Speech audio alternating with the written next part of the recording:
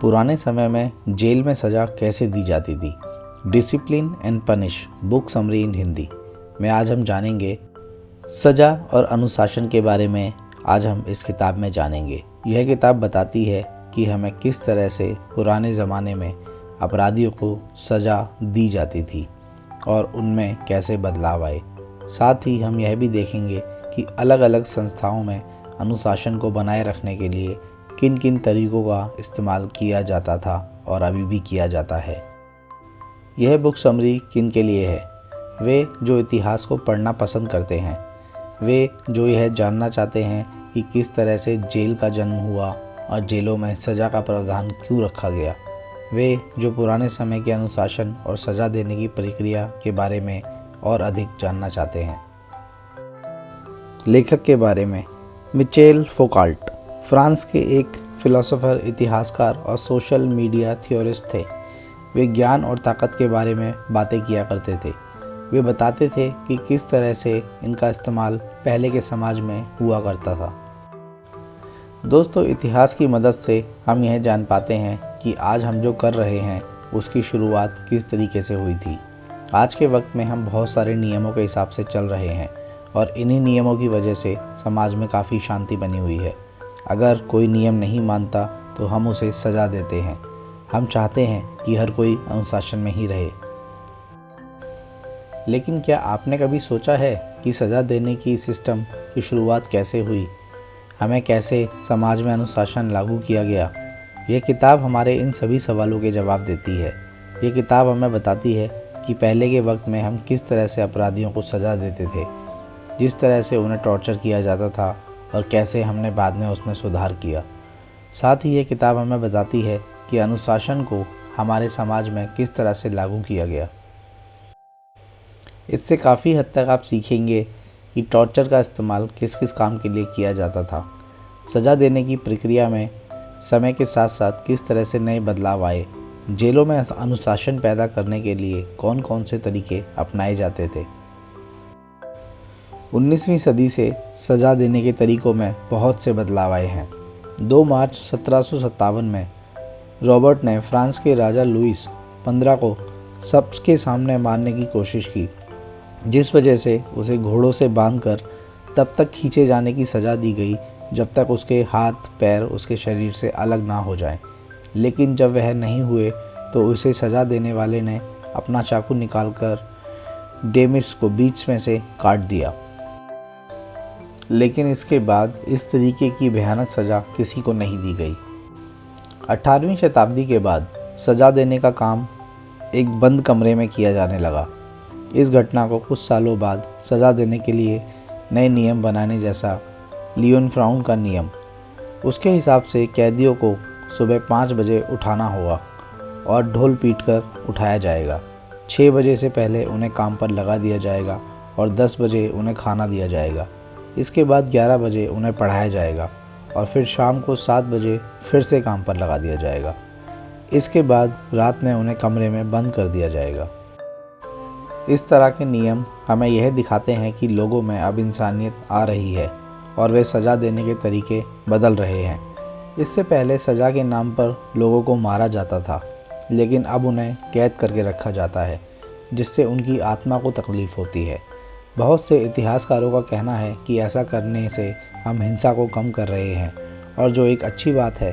लेकिन लेखक का मानना यह है कि ऐसा करने के पीछे की वजह कुछ और ही है। अब सज़ा देने वाले अपराधियों के शरीर को तकलीफ़ देने के बारे में नहीं सोचते हैं, वे बस उनके दिल, दिमाग और विचारों को सज़ा दे रहे हैं। 18वीं शताब्दी के लोगों को टॉर्चर करना बहुत ज़रूरी समझा जाता था। सरकार ने 18वीं शताब्दी के बाद से आरोपियों को कड़ी सज़ा देना बंद कर दिया। लेकिन यह बदलाव अचानक से नहीं आया, बल्कि इसके पीछे बहुत से कदम लिए गए थे। उस समय अपराधियों को बहुत टॉर्चर किया जाता था ताकि सरकारें उनसे बहुत से पुराने और खुफिया जानकारी हासिल कर सके। लेकिन अगर फिलोसोफरों की माने तो टॉर्चर करना पुराने समय की हैवानियत है और हमें ऐसा नहीं करना चाहिए। लेकिन उस समय टॉर्चर को गलत नज़र से नहीं देखा जाता था। उस समय के लोगों को सिर्फ सज़ा देने के लिए ही उन्हें टॉर्चर किया जाता था।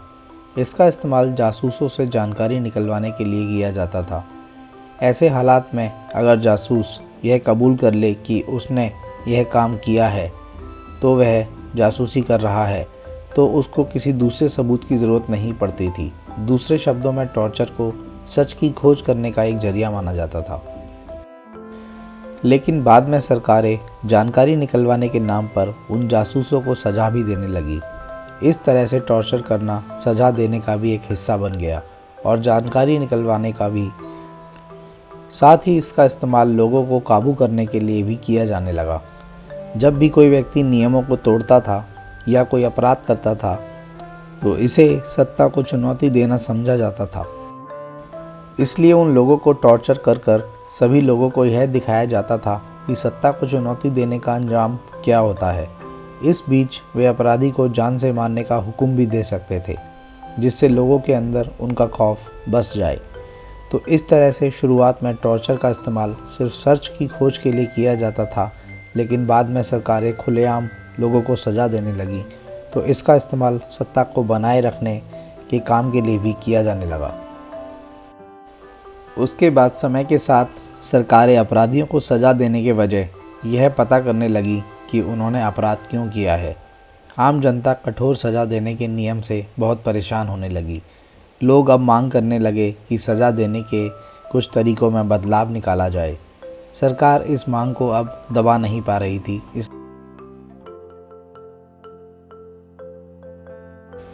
अब लोग सज़ा को मापने लगे कि हम लोगों को किस हद तक सज़ा दे सकते हैं। हमने पूछताछ करने के नए तरीके निकाले। इससे पहले हम सिर्फ यह देखते थे कि अपराधी ने अपराध क्या किया है या नहीं और उसे सज़ा देते थे, लेकिन अब हम यह देखने लगे कि उसने अपराध क्यों किया है। नए सज़ा देने के तरीके में हम सबसे पहले यह पता लगाते थे कि अपराधी ने अगर किसी की हत्या की है तो वह खुद को बचाने के लिए की है, बदला लेने के लिए की है या पागलपन में आकर की है। इसके बाद हम यह फैसला करते थे कि उसे पागल खाने भेजना है, सज़ा देना है या फिर छोड़ देना है। यह पता लगाने के लिए अब हम साइकोलॉजिस्ट और साइकेट्रिस्ट का इस्तेमाल करने लगे और इसी के साथ सज़ा देने की प्रक्रिया अब साइंटिफिक हो गई। अब गद्दी पर बैठने वाला एक व्यक्ति फैसला नहीं कर सकता था, बल्कि कुछ लोग साथ मिलकर फैसला करते थे कि क्या सज़ा दी जाए।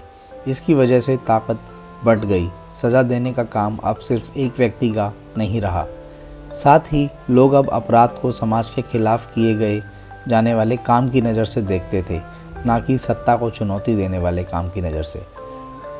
अपराध करना समाज में एक जुल्म करना माना जाता है और सज़ा का काम था लोगों को इसे करने से रोकना। 17वीं और 18वीं शताब्दी में अनुशासन के मायने बदलने लगे। इस समय कैदियों को समाज के हिसाब से रहना नहीं सिखाया जाता था, बल्कि उन पर दबाव डालकर उन्हें इस्तेमाल कर उन्हें बदलना और सुधारा जाता था। इस नए अनुशासन को लागू करने के लिए 4 पहलुओं को अपनाया गया। सबसे पहले लोगों को अलग अलग रखा जाने लगा। कैदियों को अब कैद में अलग अलग कमरे में कर दिया गया। वे एक साथ नहीं रह सकते थे।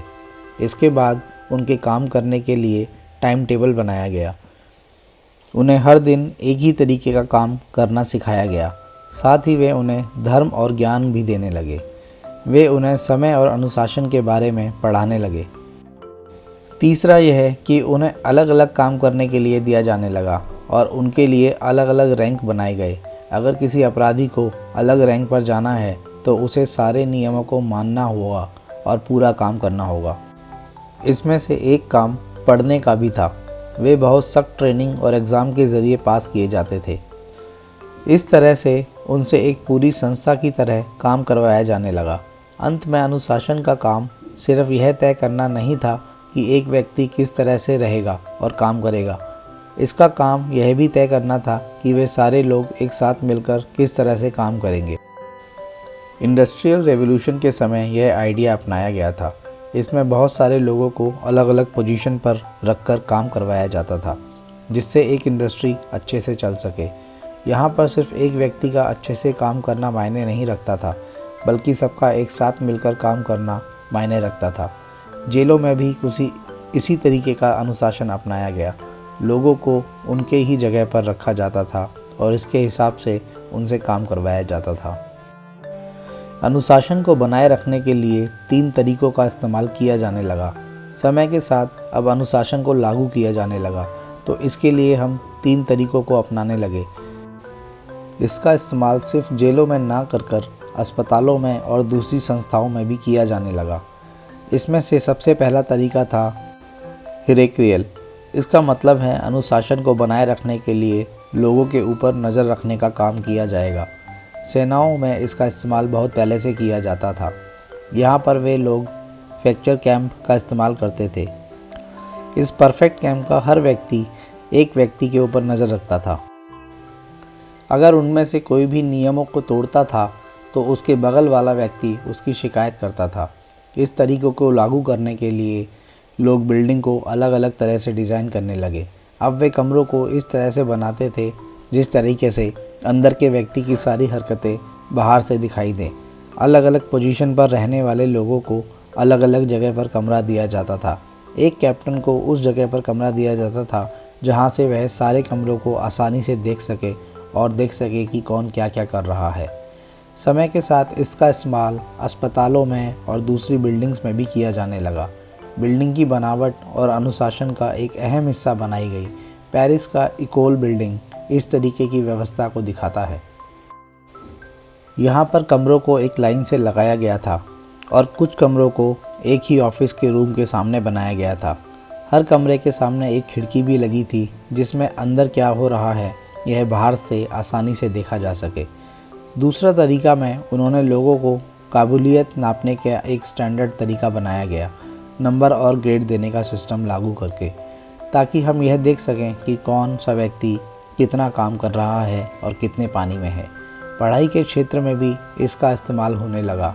अगर किसी के मार्क्स कम आ रहे हैं तो इसका मतलब है कि वह अनुशासन में ठीक से नहीं है और उसके लिए काम करने की ज़रूरत है और उसे सज़ा दी जाएगी। सज़ा देने के लिए वही एक काम जब तक करवाया जाएगा जब तक कि उसमें उसके अच्छे मार्क्स नहीं आ जाते। अंत में अनुशासन को लागू करने के लिए हमने जांच का सहारा लिया। अस्पतालों में इसका इस्तेमाल बहुत होता था, जहां पर एक मरीज की जांच डॉक्टर हमेशा करता था कि उसकी सेहत में कितना सुधार हो रहा है। स्कूलों में भी स्टूडेंट के काम करने को जांचा जाने लगा ताकि यह पता लगाया जा सके कि वह अपने काम में कितने अच्छे हैं।